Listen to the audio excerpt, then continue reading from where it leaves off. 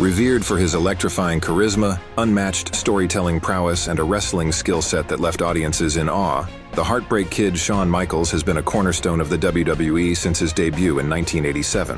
While the wrestling world was gripped by the intensity of the WCW versus WWF Monday Night Wars, one thing remained constant: Shawn Michaels' unwavering loyalty to Vince McMahon and the WWF brand. In fact, he played a pivotal role in the company's remarkable resurgence, guiding it back to the summit of professional wrestling where it still stands today. Yet, amidst all the epic battles, unforgettable moments, and championship triumphs within the WWE, there exists a lesser-known chapter in the story of Shawn Michaels, a chapter that unfolds far from the glamorous WWE spotlight. Today, we are about to unveil a hidden gem in the storied career of the Heartbreak Kid. You're watching Pro Wrestling Noise. This is the story of the lost Shawn Michaels match. Don't forget to hit like and subscribe. Now let's get right into it. At the 1998 Royal Rumble pay-per-view, HBK found himself locked in a high-stakes casket match against The Undertaker. During the intense showdown, Shawn Michaels suffered a severe bump to the outside of the ring, resulting in a devastating injury. With 2 herniated discs and a crushed vertebrae in his back, Shawn Michaels was thrown into the abyss of uncertainty. The illustrious career of HBK had now taken a plunge into the shadowy realms of an unforeseeable conclusion. Amidst speculations, rumors swirled regarding whether HBK had been nursing pre-existing injuries before the casket match, potentially stemming from years of wear and tear from his decade-long WWF career. The bump to the outside might have merely been the final nail in the coffin, no pun intended. Some even conjectured that the injury could have been staged, concealing a darker truth. However, these intriguing details will be saved for a future episode of our Urban Legends series.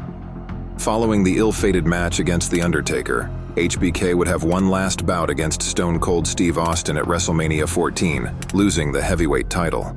Subsequently, he took an indefinite hiatus from in-ring competition, opting against a potentially career-ending surgery, and instead chose the path of rehabilitation for his injuries, embracing a patient strategy. Fast forward to SummerSlam 2002, and the world witnessed something truly miraculous.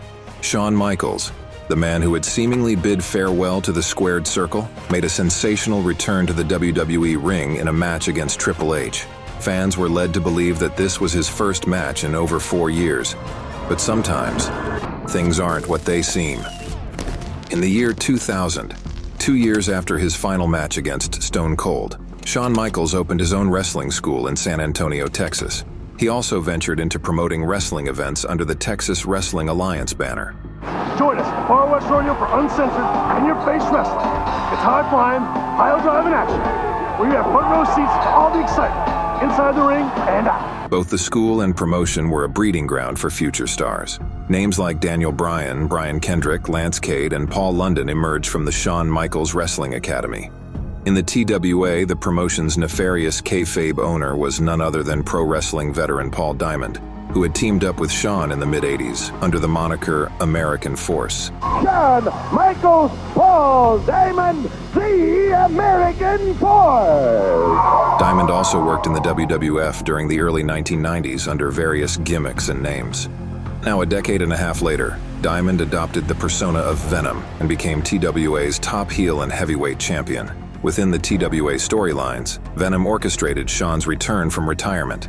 It all began when Justin Credible, who had defeated Venom for the title but couldn't fulfill his TWA obligations due to ECW commitments, awarded the championship over to Shawn. In response, Venom delivered a blistering promo, harking back to their tag team breakup 15 years earlier. 15 years ago this started, and you gave me a big screw job then, and tonight, 15 years later, here is another one. He demanded that Shawn come out of retirement to face him for the title. And I am still the owner and CEO of the Texas Wrestling Alliance. And I suppose you are the champion. And the champion has to defend his belt. Despite Shawn's initial reluctance and disinterest in the championship, Venom's determination knew no bounds. As proud as I am to be the TWA Heavyweight Champion, I've held hundreds of belts in my lifetime. I don't need another belt to add to my trophy case. I'm not wrestling anymore. Everybody knows it. I am not asking you to wrestle. I want to fight you and kick your ass. Consequently, A match was arranged between these two Texas Titans, and the stakes couldn't be higher. Control of the company versus the TWA heavyweight title.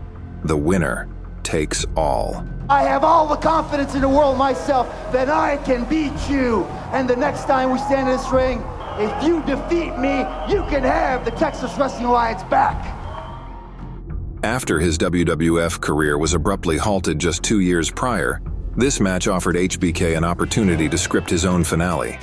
Returning to their wrestling roots in San Antonio, Texas on April 4, 2000 at the Far West Rodeo Arena, HBK and Paul Diamond stayed true to Texan wrestling tradition and had the match under Bunkhouse Brawl rules, a match where anything goes. So, millions of fans would have tuned in to witness this miraculous in-ring return, right? Well, not exactly. The catch was that this match was exclusively for the fans in attendance and those lucky enough to catch the local Texas television broadcast. In the year 2000, the internet didn't spread wrestling news as rapidly as it does today. Most of the mainstream wrestling fans remained in the dark, while the die-hard enthusiasts scoured the internet for years, hoping to catch a glimpse of this under-the-radar Shawn Michaels match. What's truly intriguing is that footage of this rare TWA bout remained concealed for over a decade. It wasn't until 2013 that this hidden gem finally emerged online. Shawn's Bunkhouse Brawl against Paul Diamond aka Venom in TWA delivered a one-of-a-kind spectacle. The hardcore street fight boasted an array of weapons, yet Shawn, mindful of his back woes, steered clear of big moves and bumps. This piledriver, and then this drop from a ladder were probably the biggest risks Shawn took in the match. For Venom, it was a much different story. Watch the Venom, hip toss, through the table, from the second level. Nevertheless, the match was captivating, full of drama, and kept fans on the edge of their seats. Shawn Michaels looked like his old self once again, and was back in his natural element. The man up the weight should be, you know it. Super kick, 2, 3, drives it into the jaw.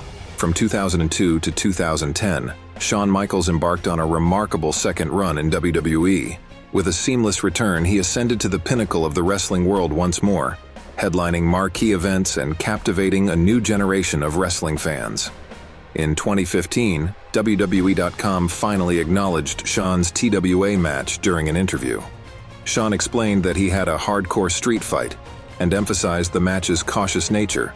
Considering his previous career-ending injury, this glimpse into Shawn's approach to the match sheds light on his careful consideration of all the risks involved. If you enjoyed this pro wrestling deep dive, don't forget to like and subscribe. Also, check out this other video we think you might like. And if you want to watch the full HBK versus Venom match from TWA, I put the link in the description below.